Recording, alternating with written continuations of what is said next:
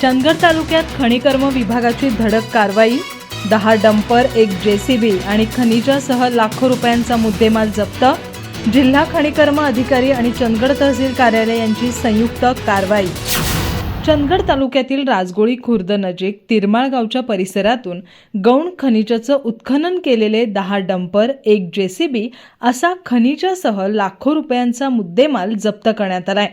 ही कारवाई 30 जून रोजी पहाटे 2:30 वाजल्यापासून जिल्हा खनिकर्म अधिकारी आनंद पाटील आणि तहसीलदार राजेश चव्हाण यांच्या नेतृत्वाखालील संयुक्त पथकाद्वारे करण्यात आली।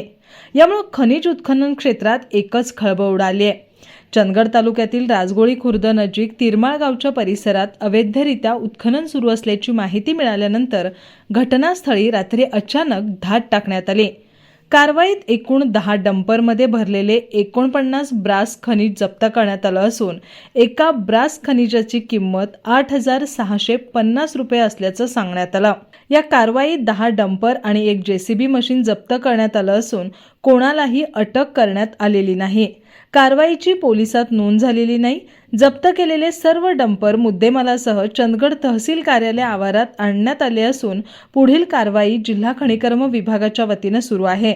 दरम्यान संयुक्त पथकाच्या या कारवाईत आनंद पाटील, राजेश चव्हाण यांच्यासह हेमंत कामत, अशोक पाटील, शरद मगदूम, तलाठी अक्षय कोळी, प्रशांत पाटील, गणेश रहाटे, शुभम मुंडे, सुनील सोमशेट्टी, अरुण शिंदे, महसूल सहाय्यक गौस मकानदार, दीपक अंबी आदींचा समावेश होता।